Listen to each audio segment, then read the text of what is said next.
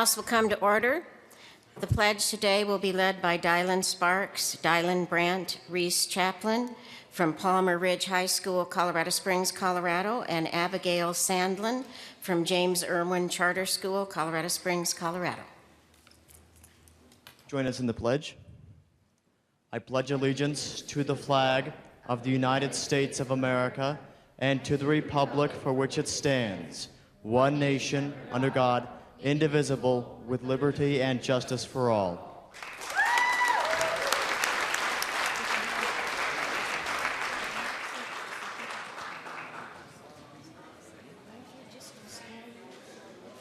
There's people behind you.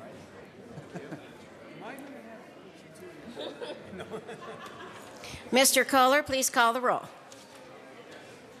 Representatives Arndt. Representative Arndt. Present. Becker J. Becker K. Yeah. Becker K excused. Brown. Buck. Buckner. Carver. Conti. Representative Conti.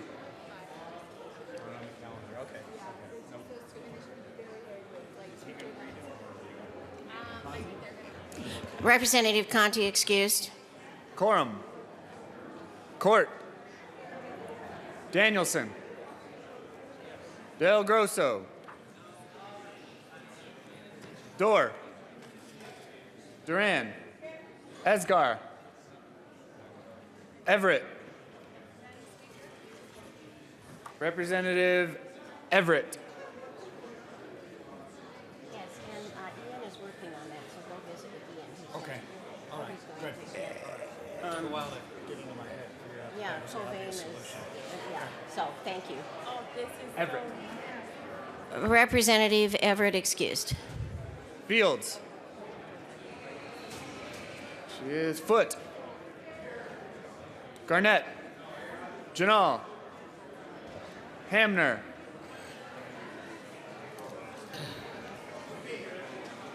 Representative Hamner. Representative Conti is present. Hamner. Representative Hamner excused.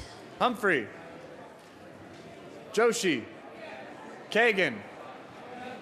Kaiser. Klingenschmidt. Kraft Tharp. Landgraf. Lawrence. Representative Lawrence.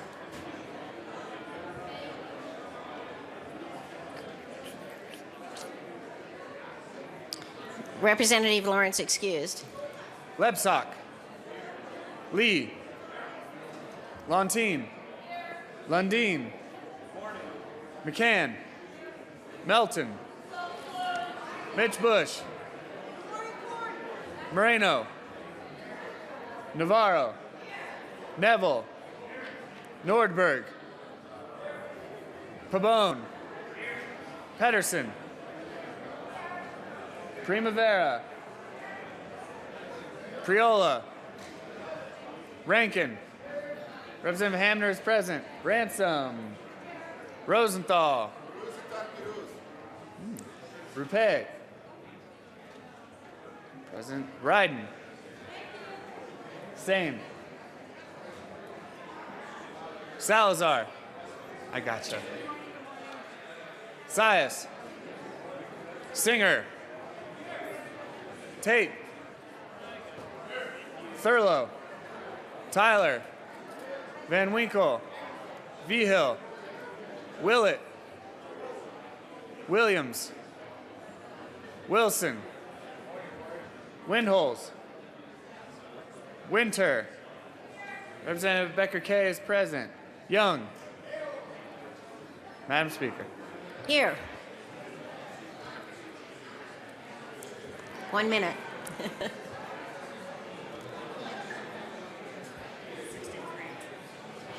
With 63 present, 2 excused, a quorum is present. Representative Ransom. Madam Speaker, I move that the reading of the Journal of Monday, March 23rd be dispensed with and that it be approved as corrected by the Chief Clerk. The motion, if you heard it, is the journal be adopted as corrected by the Chief Clerk. All those in favor say aye. Aye. Opposed, no. Motion really carries this time. Announcements and introductions. Announcements and Representative Lundeen. Thank you, Madam Speaker. I'd like to acknowledge again the wonderful teenagers who led us in the pledge this morning from Palmer Ridge High School. They are members of the Teenage Republican Club there. Thanks again for being here. We appreciate your patriotism, your engagement in the civics process.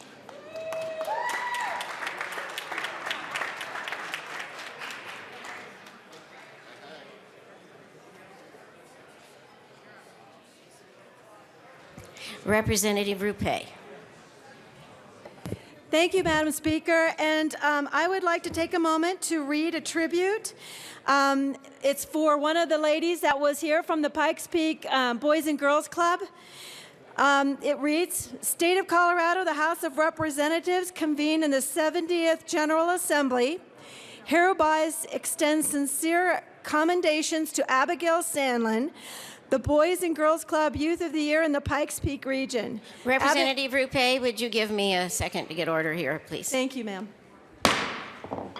May we have your attention while Representative Rupe reads a tribute here. Thank you. Thank you, members. Abigail is a freshman at James Irwin Charters High School, has been named Youth of the Year by the Pikes Peak Region Boys and Girls Club. Established in 1947, the award recognizes service to the club, community, and family, academic success, strong moral character, life goals, and public speaking ability. Ms. Sandlin has a 3.67 GPA and is heavily involved in her community, setting a fine example for students across our state. The members of the Colorado House of Representatives are proud to recognize and congratulate Abigail Sandlin for earning this prestigious award and for her other exceptional accomplishments, and wishes her continued success and happiness. Stand up, Abigail.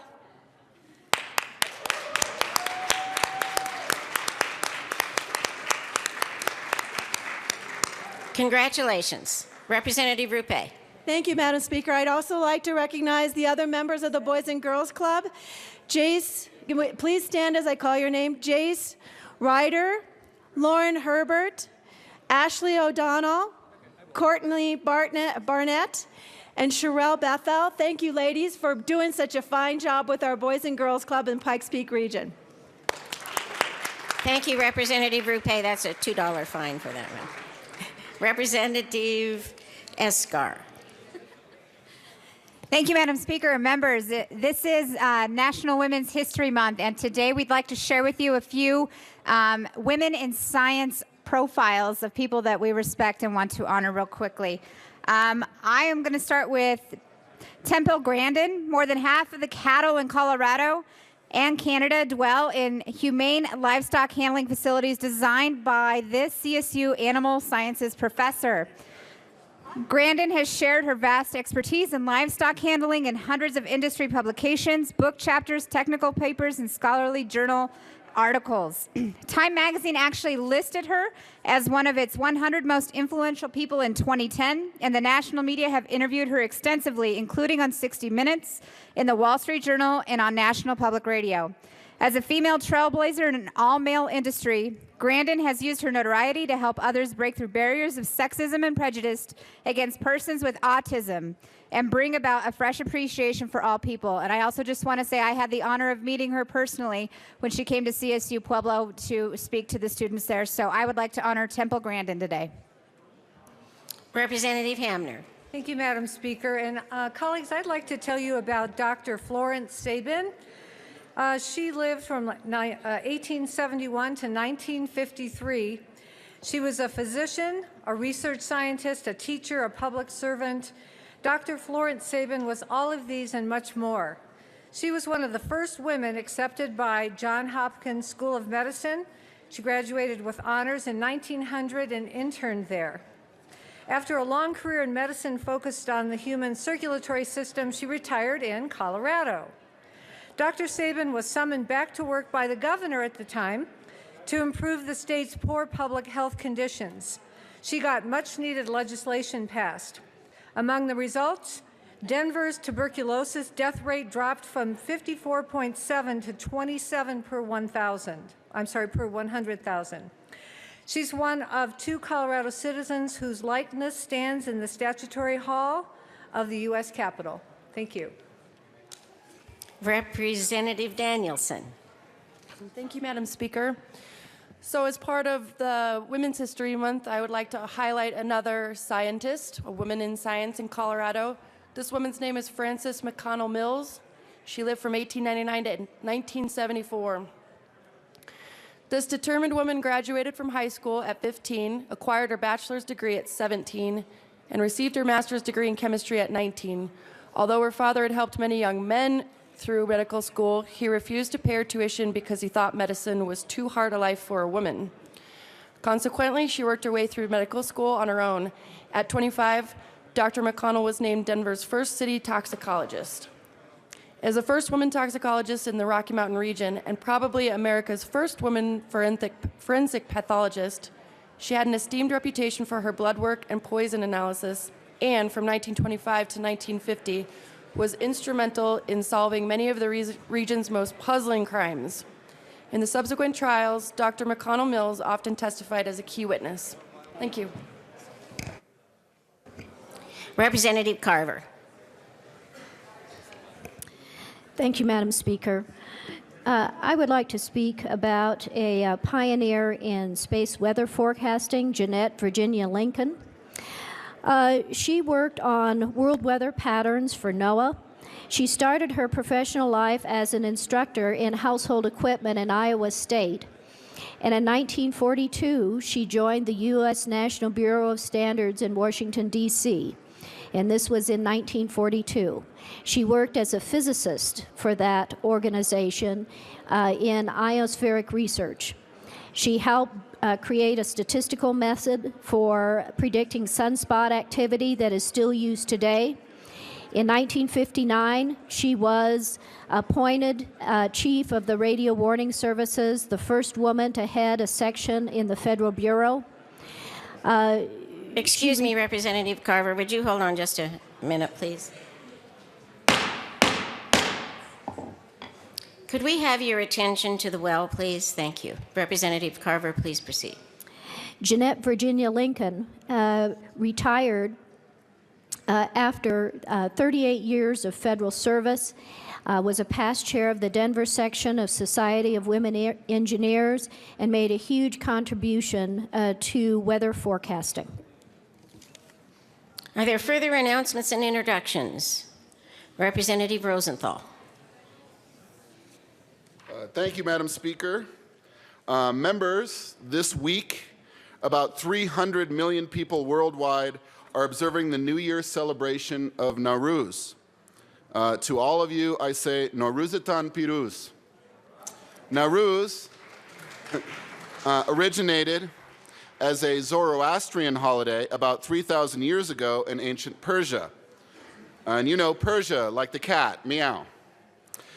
Today, both religious and non-religious people in Iran, the United States, and throughout South Asia and beyond recognize the arrival of spring.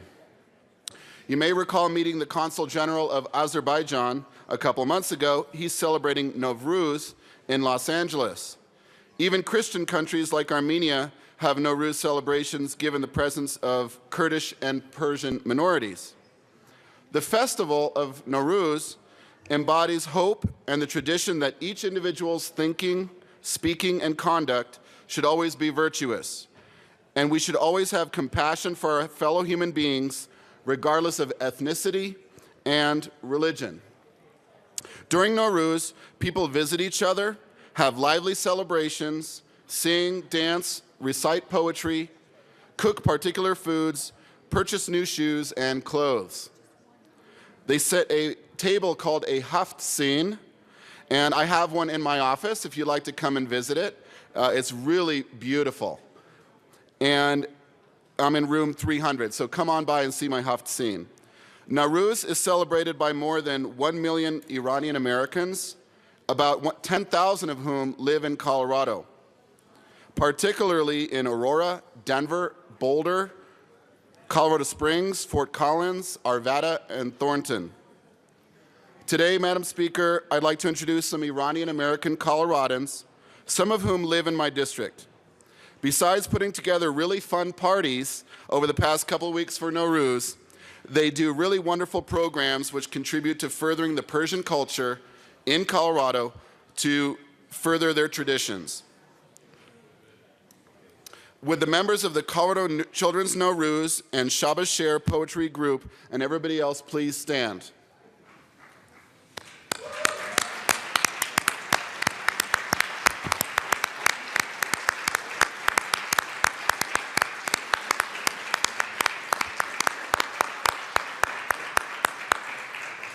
Merci, Madam Speaker. Thank you, Representative Rosenthal. That's only a $2 fine. Representative Lee.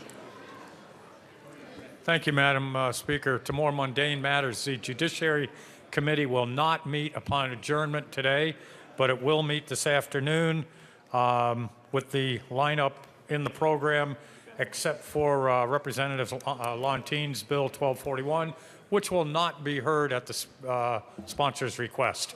Thank you. Thank you. Representative Williams. Thank you, Madam Speaker. Members of the Business Affairs and Labor Committee, listen up. We will not be meeting in the LSB building. Our committee meeting today at 1:30 will meet in room 271.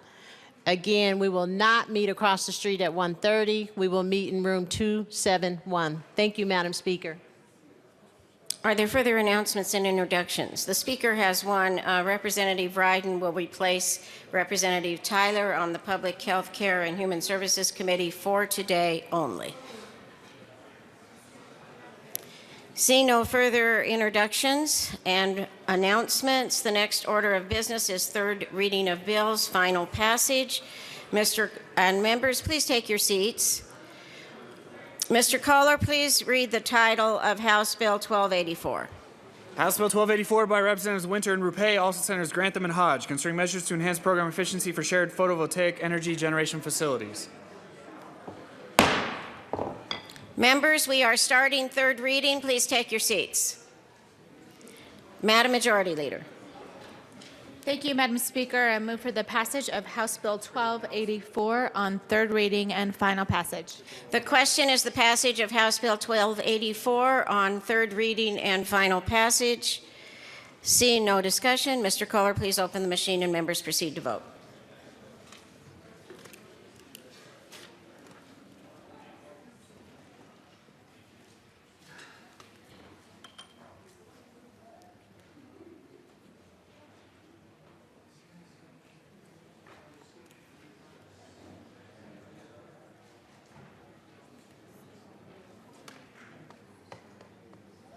Representatives Kagan, Lebsack, and McKinn.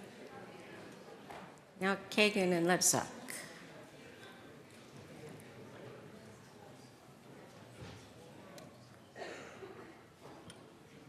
Close the machine. With 38 ayes, 26 noes, and 1 excused, House Bill 1284 is passed.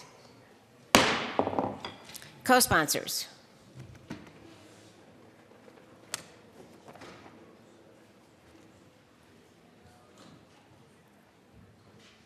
Close the machine. Mr. Kohler, please read the title of House Bill 1220. House Bill 1220 by Representatives Danielson and Ryden, also Senator Cook, concerning response to sexual assault on campuses of Colorado's institutions of higher education. Madam Majority Leader. Thank you, Madam Speaker. I move for the passage of House Bill 1220 on third reading and final passage. The question is the passage of House Bill 1220 on third reading and final passage. Seeing no discussion, Mr. Kohler, please open the machine and members proceed to vote.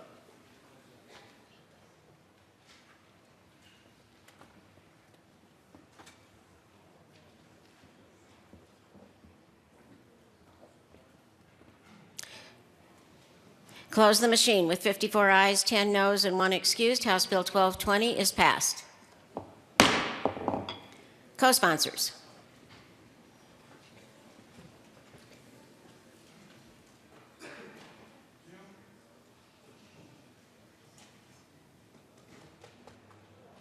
Close the machine. Mr. Kohler, please read the title of House Bill 1280.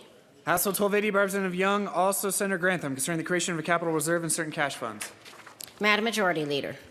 Thank you, Madam Speaker. I move for the passage of House Bill 1280 on third reading and final passage. The question is the passage of House Bill 1280 on third reading and final passage. Seeing no discussion, Mr. Kohler, please open the machine and members proceed to vote.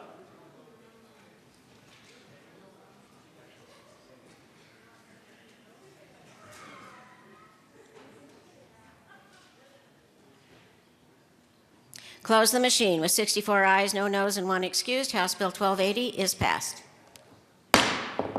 Co-sponsors.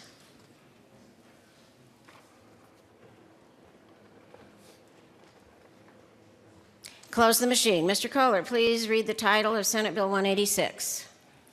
Senate Bill 186 by Senator Woods, also Representatives Dorr and Garnett, concerning exemption of yoga teacher training from regulation under statutes governing private occupational education in connection with reducing an appropriation. Madam Majority Leader. Thank you, Madam Speaker. In honor of the crow, I move Senate Bill 186 on third reading and final passage.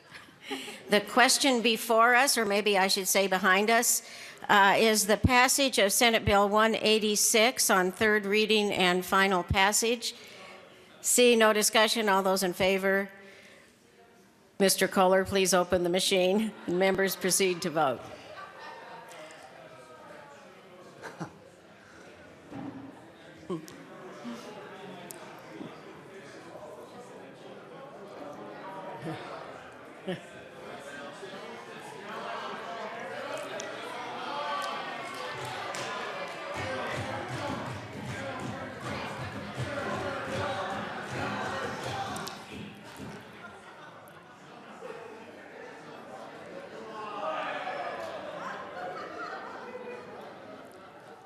There we go.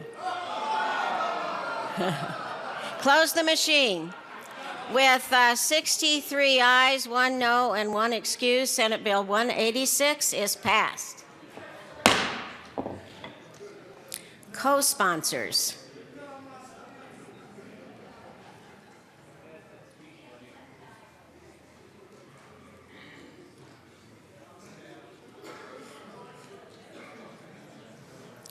Close the machine. Mr. Kohler, please read the title of Senate Bill 187. Senate Bill 187 by Senator Grantham, also Representative Young, concerning authorization for the High Performance Transportation Enterprise to deposit money received as a loan from the State Highway Fund to a separate account within the Statewide Transportation Enterprise Special Revenue Fund. Madam Majority Leader. Thank you, Madam Speaker. I move for the passage of Senate Bill 187 on third reading and final passage.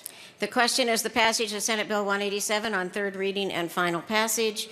Seeing no discussion, Mr. Kohler, please open the machine and members proceed to vote.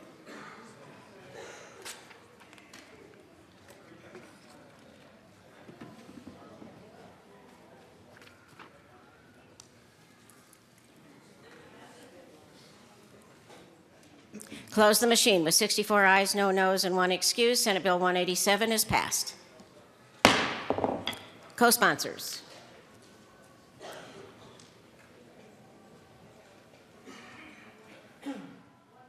Close the machine. Mr. Kohler, please read the title of Senate Bill 188. Senate Bill 188 by Senator Stebbins, also Representative Rankin, concerning the use of the first tier statutory allocated tobacco litigation settlement money in connection with making an annual statutory allocation of such money to the tobacco settlement defense account of the tobacco litigation settlement cash fund, making offsetting reduction in the annual statutory allocation of such money to the Children's Basic Health Plan Trust, authorizing the Department of Revenue to use money in the tobacco settlement defense account for settlement enforcement related activities and making appropriation. Mr. Assistant Majority Leader. Thank you, Madam Speaker. I move for the passage of Senate Bill 188 on third reading and final passage. The question before us is the passage of Senate Bill 188 on third reading and final passage. Seeing no discussion, Mr. Kohler, please open the machine and members proceed to vote.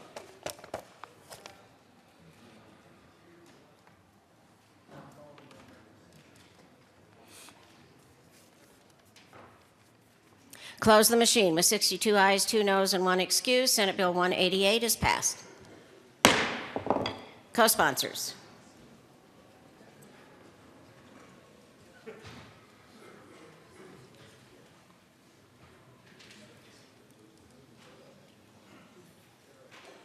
Close the machine. Mr. Kohler, please read the title of Senate Bill 189. Senate Bill 189 by Senator Stedman, also representing Rankin, concerning the repeal of Consolidated Tobacco Settlement Program monitoring and reporting requirements in connection with reducing an appropriation. Mr. Assistant Majority Leader. Thank you, Madam Speaker. I move for the passage of Senate Bill 189 on third reading and final passage. The question before us is the passage of Senate Bill 189 on third reading and final passage. Seeing no discussion, Mr. Kohler, please open the machine and members proceed to vote.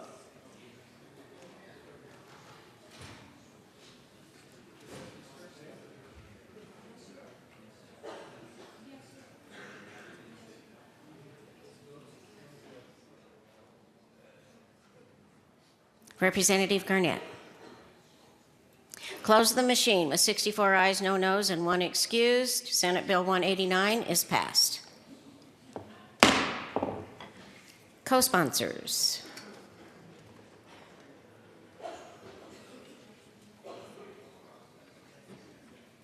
Close the machine. Mr. Kohler, please read the title of Senate Bill 190. Senate Bill 190 by Senator Grantham, also representing Hamner, concerning the repeal of the requirement that the Executive Director of the Department of Personnel promulgate rules to establish state archives fees. Mr. Assistant Majority Leader. Thank you, Madam Speaker. I move for the passage of Senate Bill 190 on third reading and final passage. The question is the passage of Senate Bill 190 on third reading and final passage. See no discussion. Mr. Kohler, please open the machine and members proceed to vote.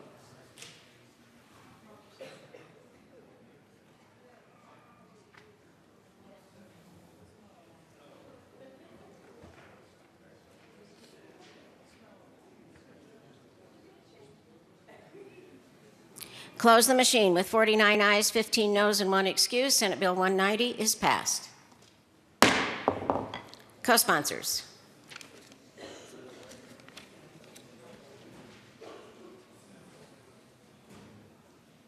Close the machine. Mr. Kohler, please read the title of Senate Bill 15. Senate Bill 15 by Senator Kafalis, also representing Primavera, concerning clarification of benefits for autism spectrum disorders and health benefit plans issued in this state. Mr. Assistant Majority Leader. Thank you, Madam Speaker. I move for the passage of Senate Bill 15 on third reading and final passage. The question is the passage of Senate Bill 15 on third reading and final passage. Seeing no discussion, Mr. Kohler, please open the machine and members proceed to vote.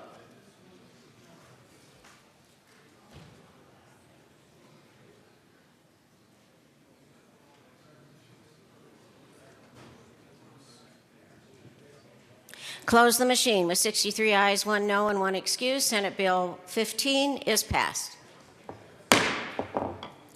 Co-sponsors.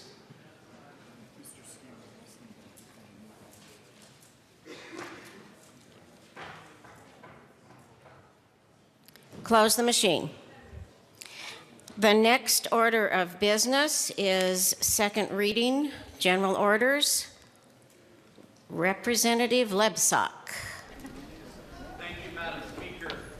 I move the House now resolve itself to the Committee of the Whole for consideration of general orders. You have heard the motion. If there is no objection, Representative Lebsack will take the chair.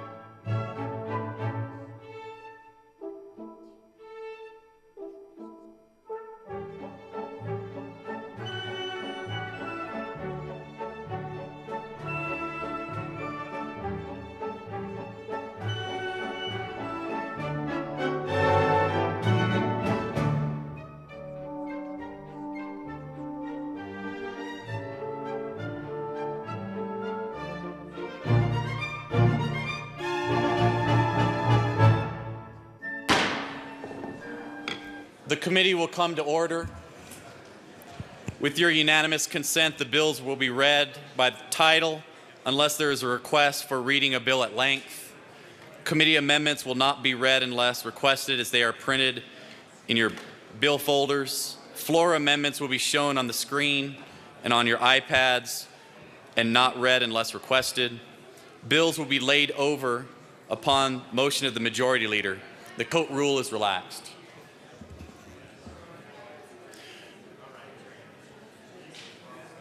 Mr. Kohler, please read the title of House Bill 1097. House Bill 1097, Representative McCann, also Senator Newell, concerning fetal alcohol spectrum disorders in connection with recreating the Fetal Alcohol Spectrum Disorders Commission as a commission under the Department of Human Services, continuing the commission and authorizing the preliminary screening of juveniles in the juvenile justice system and children in the dependency and neglect system for possible exposure to fetal alcohol. Representative McCann.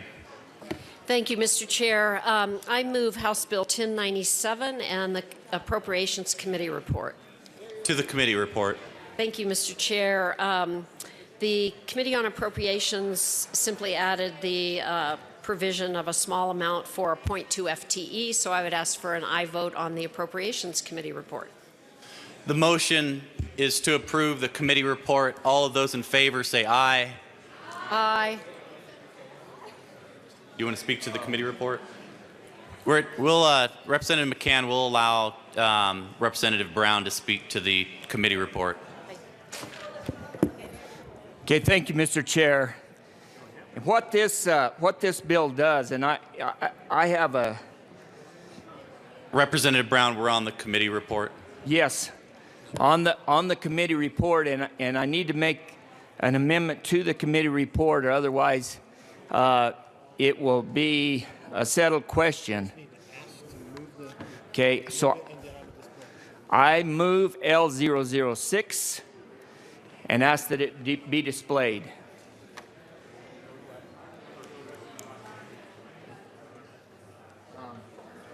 That's for the bill, not the committee report. That's to the bill, not the committee report. The committee report. Oh, strike it.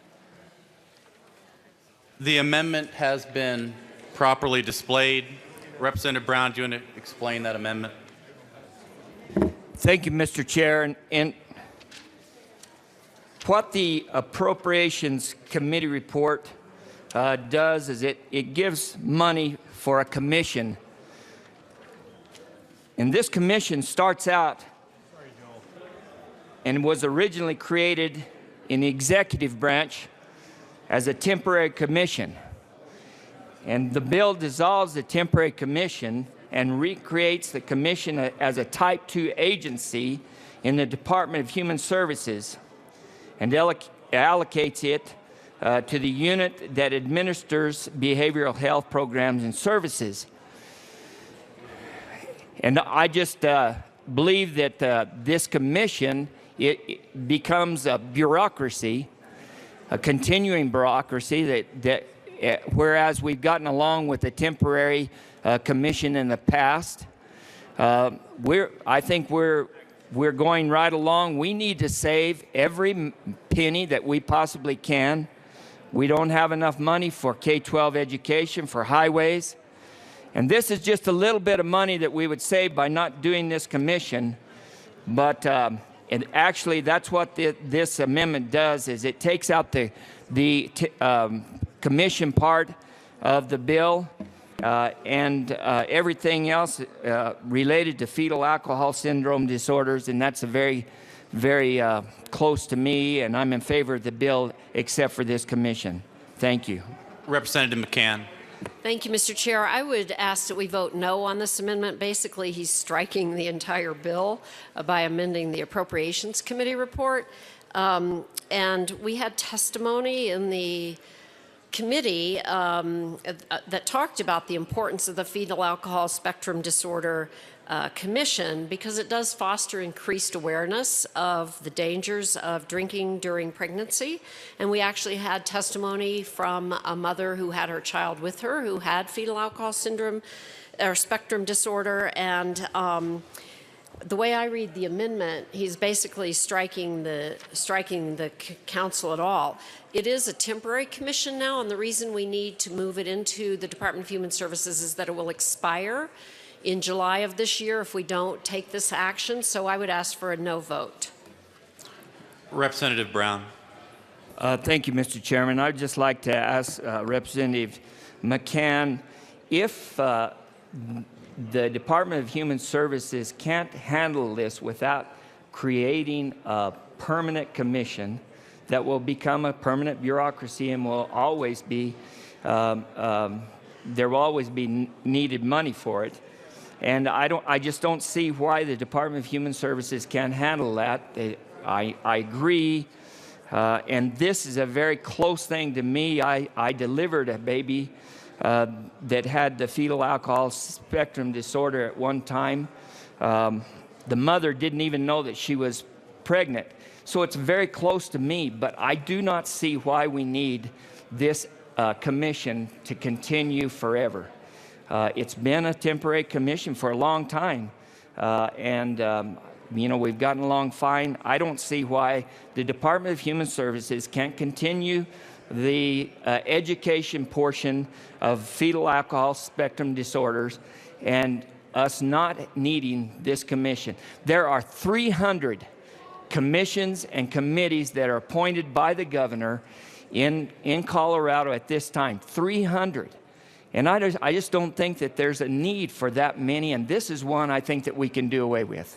And it does not gut the whole bill. What it does, it the fetal alcohol syndrome, I guess, education part continues, and it can continue under the Department of Human Services. Representative McCann.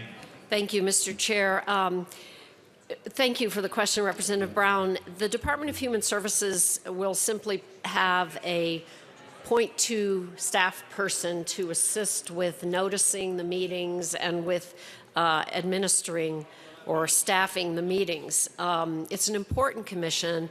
We had testimony from an OBGYN about the fact that the research this commission has done has helped them with educating people who are involved in this kind of situation, and it's an important commission. We want to continue it. The Department of Human Services feels they need to have .2 FTE, so I would ask for a no vote on this amendment. Representative Janelle. Thank you, Mr. Chair, and I too ask for a no vote because that commission continues to foster the increased awareness and the cooperation among medical, educational, social services, and the justice systems to address the issues of prevention, which is what we're trying to do, early diagnosis, intervention, and to reduce the disabilities that come from this. So I ask for a no vote. Seeing no more discussion, the question before us is the adoption of Amendment L006. All those in favor say aye. Aye. All of those opposed say no. No. The noes have it. The amendment fails. Representative McCann. Thank you, Mr. Chair. At this point, I would ask for a yes vote on the Appropriations Committee report. The question before us is the adoption of the committee report. All of those in favor say aye. Aye. All of those opposed, no. No. The ayes have it. The committee report passes. Representative McCann. Thank you, Mr. Chair. And I, at this point, would move House Amendment L007 to the bill. L007 has been properly displayed. Representative McCann. Thank you, Mr. Chair. L007 removes Section 3 of the bill, which is the section that requires the county departments of social services to include consideration of whether a child was exposed to alcohol in this bill. We have met with some representatives from the departments, from the child welfare agencies, and they, at this point, don't feel that they're prepared to and trained to conduct this kind of assessment. So we have committed to working with the departments and seeing if we can come up with something that will work better for them in this regard. So with that, I would ask for an aye vote on Amendment L007. Members, Representative Brown. No, we're on the amendment. Members, the question before us is the adoption of Amendment L007. All of you in favor, say aye. Aye. Those opposed, no. The ayes have it. L007 is adopted. Representative McCann. Thank you, Mr. Chair. I would ask for an aye vote on House Bill 1097. As I mentioned, this will continue the commission that has been dealing with the issue of what happens when women are drinking alcohol during their pregnancy and the results that can happen with fetal alcohol spectrum disorders. This commission has been meeting as a temporary commission. It's set to expire this July, and we would like to continue the commission so that they can continue their important work. They distribute and promote the health warning signs that you might see and informational material about the dangers of drinking and while pregnant, and will also include a pre-sentence investigation when juveniles are charged with crime into whether or not they may have been exposed to fetal alcohol syndrome disorder. It's an important commission. We had very compelling testimony at the committee meeting, so I would ask for a yes vote. Representative Brown. Thank you, Mr. Chairman, and I'm in full support of this bill. I don't think we need the commission, but I've had personal experience with fetal alcohol syndrome. We had a couple that worked for us, a man and woman, and they went to work for us at Christmas time. And we noticed that she was gaining some weight, but about the middle of March, he came in and banging on the door in the middle of the night and said that Betsy had a baby. She didn't even know that she was pregnant, and she had that baby. I went. He asked me if he should take the afterbirth off of the baby's face, and I said yes. I jerked on my pants and went out there. The little baby was blue, purple, laying on the floor, actually, and still connected to her mother. I had to use my pocket knife to cut the cord and started giving the baby mouth to mouth. We did that for quite a while until some neighbors came to start a nurse that was a neighbor, and they started cardiovascular work on the baby and mouth to mouth, and not even know that she was pregnant, and and hadn't had a drink at all from Christmas till March. We do need to educate folks about this. This is an important issue, and thank you for bringing the bill. Members, seeing Representative Windholtz. Thank you, Mr. Chair. When it comes to this bill, the only concern I have about it is that when it comes to the bill requires that consideration of a fetal alcohol syndrome be taken during a minor's preliminary screening of a pre-sentence investigation. Depending on the age of this person, what could easily be construed as an invasion of privacy, and the ability of that person could easily lie not understanding what they were actually responding to. So although this bill does have its good points as far as fetal alcohol syndrome, I would really question this portion of the bill. Thank you.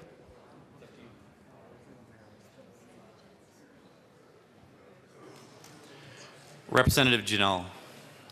I rise in support of House Bill 1097 because alcohol consumption during pregnancy is the leading preventable cause of intellectual and developmental disabilities and birth defects.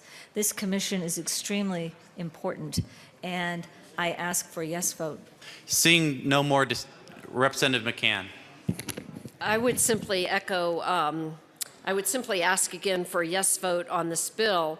As we know, well, I can tell you as many as 3,000 babies a year are born in Colorado who may be affected by some prenatal exposure to alcohol. And this places enormous burdens not only on the families, but on our systems to support with state resources children who have physical, mental, or cognitive behavioral disabilities. So this commission will perform a very important function in educating the public about the need for not drinking alcohol during pregnancy. So I would ask for an aye vote. Members, seeing no more discussion, the question before us is the adoption of 1097 as amended. All of those in favor say aye. Aye. Opposed, no. Seeing no more discussion. Oh, Representative Arndt. Thank you, Mr. Chair. I do have an amendment, and I move L008 and ask that it be displayed.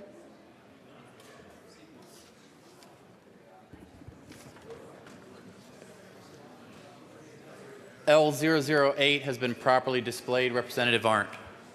Just to discuss this amendment briefly, there was actually the intent of the bill. There was an original amendment in the Senate, and the calculation of the transfer from credit hours to contact hours in the Senate amendment was incorrect, and this is a correction to that amendment.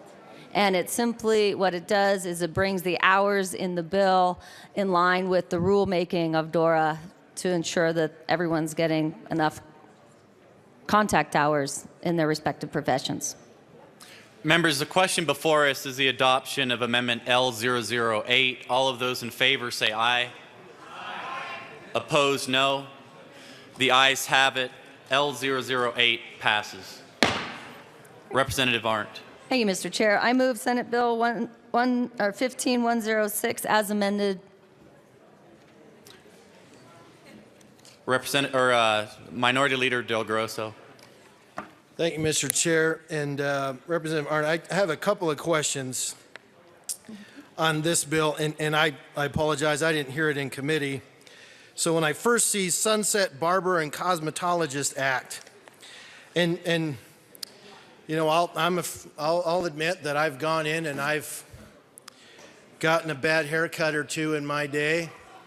I've seen some people get some bad haircuts, and I'm assuming, no, Representative Van Winkle, I'm not calling you out, or Representative Priola.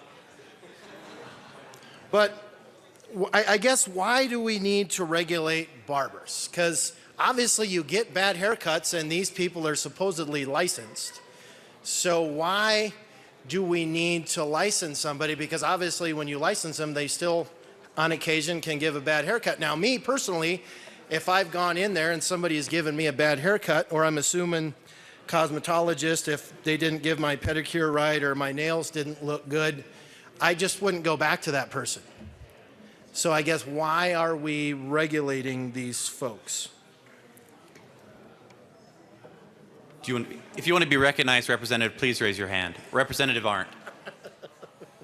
Oh, thank you, Mr. Chair. We are regulating with this sunset re-up the cosmetologists, the barbers, the estheticians, the nail technicians, and the hairstylists. Mr. Minority Leader. Thank you, Mr. Chair. And Representative Arndt, I guess thanks for that non-answer, but I guess I have several questions when I'm looking at this bill. The first one is, we're reinstating the fact that we are now going to make businesses register with DORA, which they had to previously to 2005. We did that, but we did away with it, but now we are now. So maybe you can explain to this body why we are making the businesses, on top of the actual person that gives the haircut, the actual business itself now has to go in and register with DORA. So why are we adding that back in? Second question I have is, are we actually changing the fee that these people have to pay? So normally in sunset provisions, we change, though a lot of times we'll see the fee that these folks have to pay to be licensed. Are we changing that fee? The other question I had is, if somebody has their license revoked, they must now wait 2 years to reapply. Is that a change, or is that something that is in current practice now? And then also there is a provision in here that clarifies that the licensee may not treat a mental ailment. Now, is that a problem, that when I'm going in and getting my hair cut, that I'm actually also asking to be treated for some kind of a mental ailment? Has that been something that is proven that is a big issue, and we actually need to put that in there? So maybe if you could explain that, that would be appreciative.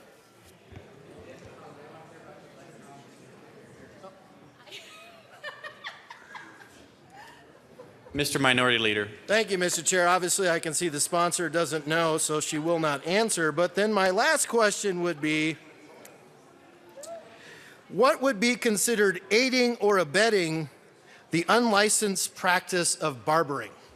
So now let's say Aunt Jenny is in the back room and the family comes over and she's giving haircuts. Would that be considered aiding and abetting the practicing of barbering or hairstyling? Maybe if you could explain that, because obviously we're establishing the disciplinary standards for that, so obviously that is not in current practice. So maybe you could explain why we're putting in aiding and abetting, and what might constitute aiding and abetting the unlicensed practice of barbering and hairstyling. Madam Majority Leader, I noticed this is a bipartisan bill. Did you want to speak to the bill? Thank you, and thank you for those questions, Minority Leader Del Grosso. It is a bipartisan bill, and I know that Representative Art would be more than happy to respond. I think she was actually trying to stand up and get to the well before you said that she wasn't willing to answer those questions. So, Any other discussion? Representative Brown.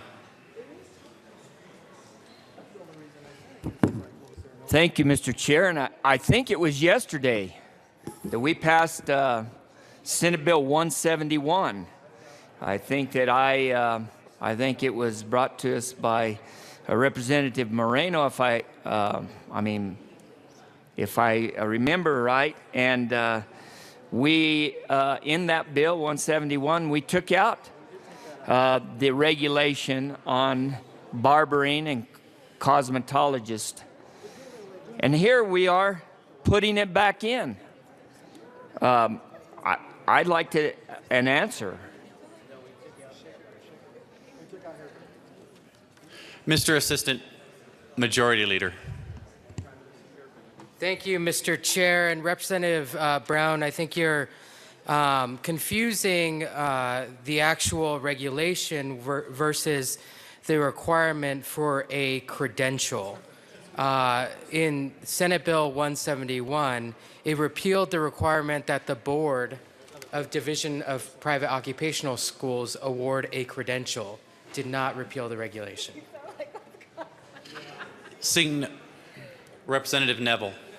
Thank you, Mr. Chair. I just want to point out that for an entire year when I was in Iraq, I got haircuts from unlicensed scofflaws and never had a single issue. So I'd urge a no vote on this bill.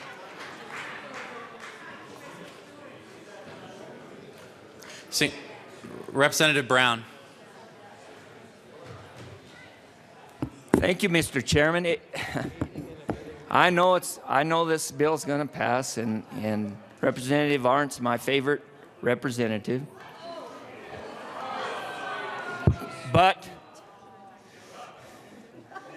this is regulation that we just absolutely do not need. Let's don't do it. Let's save the money. Let's save it for K-12 education. My goodness. Representative Buck. Thank you, Mr. Speaker, and I want to share a deep secret. I cut my husband's hair. Would I be Would I be a criminal and obeying not being regulated? I ask you for a no on this bill. Thank you.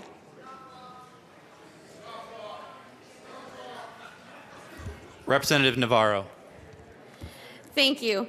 And I think this bill is important. It's sunsetting. So let's do that. Let's let it sunset. And if 10 years people are having a problem and we're having huge issues in our constituencies, then we can bring this bill back and improve it. I urge a no vote. Members, seeing no more discussion, Mr. Minority Leader.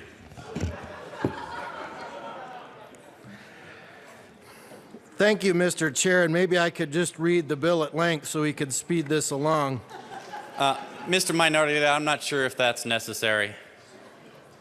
You know, members, we were kind of poking fun at some of this bill, but the reality is, I think we're just kind of trying to point something out, that just because we regulate something and issue a license for something gives people a lot of times the false sense that they're actually being protected, and then somehow you're going to get something better because we regulate it and license it. I don't think there's a person in here that can't say that some point in time in their life they didn't get a bad haircut. They didn't get a bad hairstyle. Maybe Representative Priola, but I'm sure he does it to himself, so he can't really sue himself. But the reality is, we've all had that happen, and I bet you it's been by somebody who has been licensed and been regulated. And just because we license them and regulate them doesn't mean that it's going to be done better and that the public somehow is more safe. The reality is,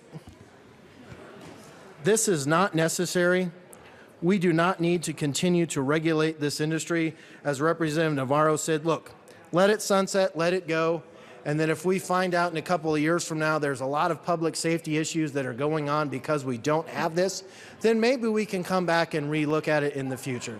But the reality is, this is up for sunset. Let it sunset. Let's actually see if there actually is problems that we need to address, then come back and maybe regulate it again in the future. But as of right now, I would urge a no vote on Senate Bill 106. Representative Arndt. Thank you, Mr. Chair, and thank you for all the thoughtful comments on, from everybody testifying for this bill. This is a bipartisan bill that went through the Senate, 3 committees, passed the Senate floor, and has been through 3 committees in the House. I urge an aye vote. These are licensed professionals. Thank you very much. Thank you, Representative. The question before us is the adoption of Senate Bill 106 as amended. All those in favor say aye. Aye. Opposed, no. No. Senate Bill 106 passes. Mr. Kohler, please read the title of Senate Bill 15058. Senate Bill 58 by Senator Guzman, also Representative Kagan, concerning statewide policies and procedures for law enforcement agencies that conduct eyewitness identifications. Representative Kagan. Mr. Chair, I move Senate Bill 58. There are no committee reports. Seeing no discussion, the question before us is the... Just to move. Representative Kagan. Thank you, Mr. Chair. Mr. Chair, members, Senate Bill 58 increases the accuracy of eyewitness identifications in Colorado by requiring law enforcement agencies, when conducting eyewitness identifications, to adopt and implement policies that have been developed over decades as more reliable methods of witness identification. There are 4 things that an eyewitness ID must comply with. 1, blind administration, meaning that the person administrating the identification does not know either, they may not know who the suspect is, or if they do, they don't know what position the suspect appears in the photo array or the lineup, as may be relevant. Instructions for eyewitnesses that the alleged perpetrator may or may not be in the lineup or the photo array. Instructions regarding the use of the so-called fillers. These are the people who are not the suspect that are used to choose from.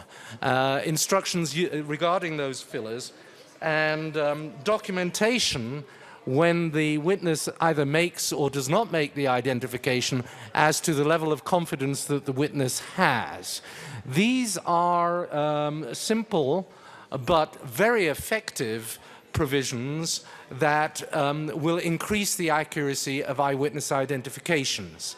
The Senate passed this bill unanimously. So did the Judiciary Committee of the House of Representatives pass this bill unanimously. I ask that you pass it unanimously as well, because it will increase the accuracy and reliability of eyewitness identification. He has an amendment. There was one flaw in the bill which was noticed by our colleague Representative Willett, which is that the bill does not actually require implementation of the procedures and policies outlined in the bill. It really merely requires the adoption of those. And so with all due respect to Representative Willett, I move Amendment L004 and ask that it be displayed.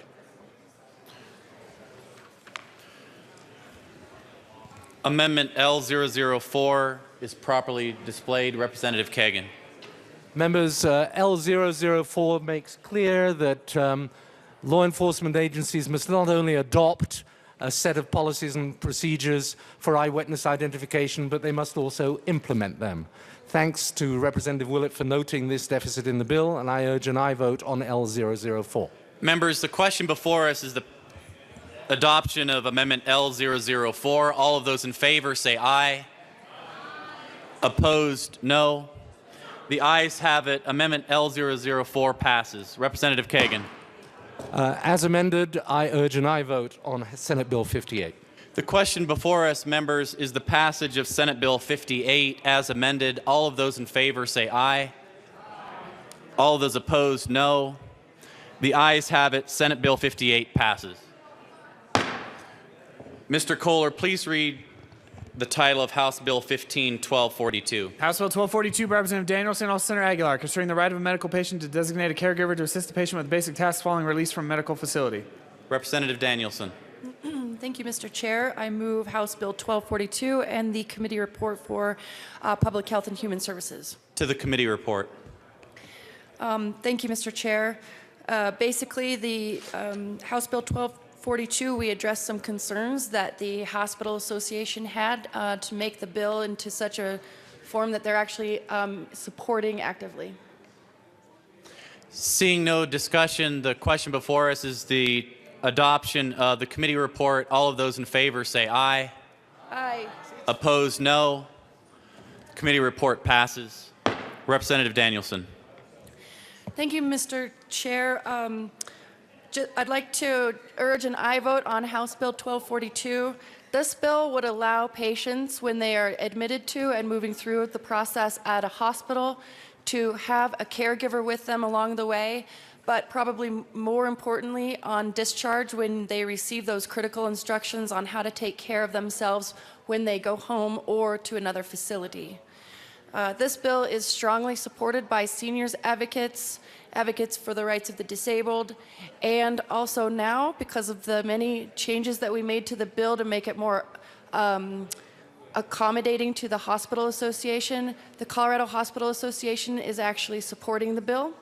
So again, this is a measure to improve care for patients that the hospitals that are being governed by the bill are actually in favor of. Members, seeing no discussion.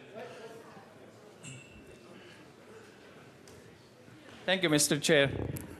Thank you for the Representative bill. Janik, sorry. Yeah. Thank you very much. One of the reasons I voted no, because during my 30 year of practice, I never had a problem finding a caregiver. The family members or one of the others, they were always there. I also talked to the representative of the Hospital Association during the time when we were talking about the bill. And I found out also that they really didn't see any major issue going on. I know it's a good idea to have somebody and all that, but putting it as a mandate to the hospitals, so I ask for no vote. Representative Danielson. Thank you, Mr. Chair. I just want to clarify something that Representative Joshi brought up. And the bill did pass 12-1 in our Public Health Committee, so really strong bipartisan support here. This isn't a mandate. This is an accommodation that the hospitals need to make if the patient chooses to bring a caregiver with them. So for those folks that aren't lucky enough to have families around them to take care of them, to go home and take care of them, this bill is about patient welfare. It's about protecting seniors. It's about giving people with disabilities the tools they need to take care of themselves at home so they can stay independent and hopefully out of a nursing home.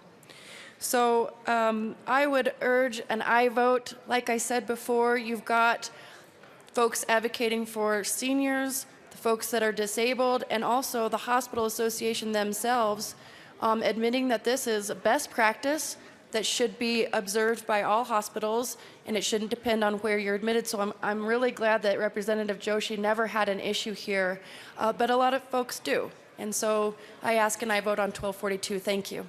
Members, the question before us is the passage of House Bill 15-1242. All of those in favor say aye. Aye. Opposed, no. The ayes have it. House Bill 15-1242 passes. And before we get to the next bill, Representative Joshi, I apologize for mispronouncing your name, sir. Madam Majority Leader. Mr. Chair, I move to lay over Senate Bill 87 until Monday, March 30th. Seeing no objection, Senate Bill 87 will be laid over as described by the Majority Leader. Madam Majority Leader. Thank you, Mr. Chair. I move the committee rise and report. The motion is made to rise and report. All of those in favor say aye. Those opposed, no. We're going to rise and report.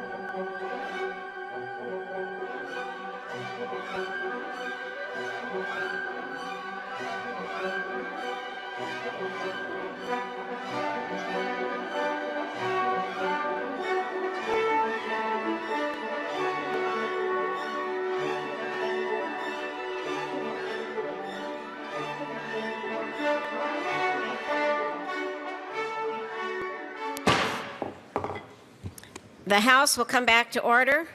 Mr. Kohler, please read the report of the Committee of the Whole. Madam Speaker, Committee of the Whole begs the reports in consideration of the following attached bills being second reading. Never makes the following recommendations thereon. House Bills 1097 amended, 1242 amended, passed on second reading in order of gross placed on the counter for third and final passage. Senate Bills 58 amended, 106 amended, passed on second reading in order of revised and placed on the counter for third and final passage. Senate Bill 87 laid over until March 30th, 2015, retaining its place on the calendar. Representative Lebsack. Thank you, Madam Speaker. I move the House adopt the report of the Committee of the Whole. You have heard the motion, and there are no amendments. The question before the House is the adoption of the Committee of the Whole report. Mr. Kohler, please open the machine, and members proceed to vote.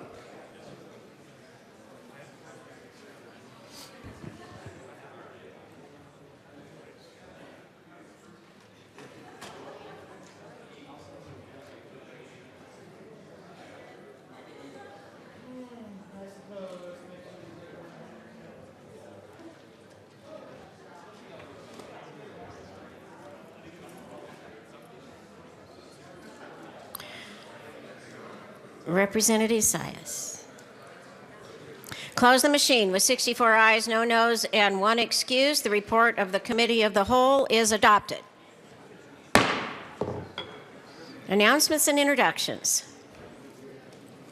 The Speaker has one announcement. Representative Del Grosso, the Minority Leader, will replace Representative Lawrence on the Judiciary Committee today only.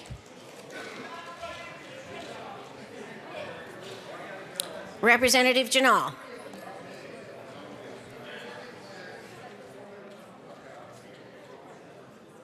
Please proceed, Representative Janal. Thank you, Madam Speaker. The Health, Insurance, and Environment Committee will meet in about 10 minutes down in our committee room in 107. Representative Singer. Thank you, Madam Speaker, and members of the Public Health and Human Services Committee. We will be meeting on time and on schedule at 1:30 p.m. today, hearing 3 bills, House Bill 1268, Senate Bill 65, and House Bill 1281. We'll see you at 1:30. Representative Joshi. Thank you, Madam Speaker. And members, I request to be excused on 26th and 27th, and I have talked to the Majority Leader and Assistant Minority Leader. Thank you. Seeing no objection, Representative Joshi will be excused at the time requested. Representative Pedersen. Thank you, Madam Speaker. Members, we have a very special guest with us today. Last Monday, the University of Denver held the 75th Annual Colorado State Spelling Bee, and we are honored to recognize this year's champion from Creighton Middle School in Lakewood, Sylvie LaMontagne. Congratulations. Representative Kraft-Tharp. Thank you, members. So I know this feels a little bit like deja vu because I was up here yesterday doing this, but we want to recognize Sylvia for being crowned champion of the 75th Annual Colorado State Spelling Bee. Sylvia, your hard work and dedication in preparation for this distinguished competition deserves this recognition, along with hopefully many more accolades in the future, such as being a state legislator. Your achievements are an inspiration, Sylvia, to your fellow sympathetic students at Creighton Middle School and throughout the state of Colorado. Representative Tyler. Thank you, Madam Speaker. And I want to add mine also to say, may you never forget how to spell a whole bunch of words that I can't even pronounce. Think of nasturtium. Well, anyway, I told you I couldn't pronounce them, but if you can spell them, that's pretty darn impressive, I must say. And once again, congratulations on being the statewide champion and winner, and best of luck to you as you represent Colorado at the 2015 Scripps National Spelling Bee. Thanks again, Sylvia. Good luck.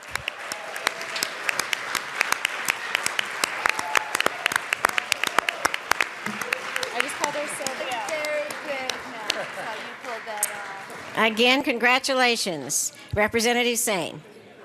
Thank you, Madam Chair. I would like to welcome the students of Erie Elementary today, sitting up in the gallery.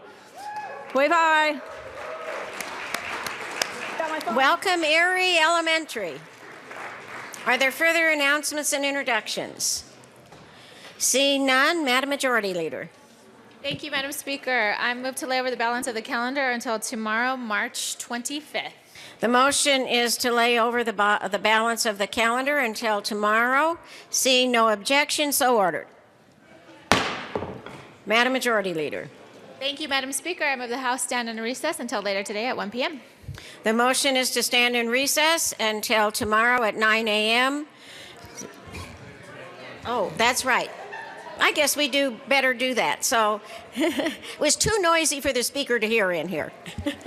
So the motion is to recess until 1 p.m. this afternoon. Seeing no objection, we shall stand in recess until later this afternoon.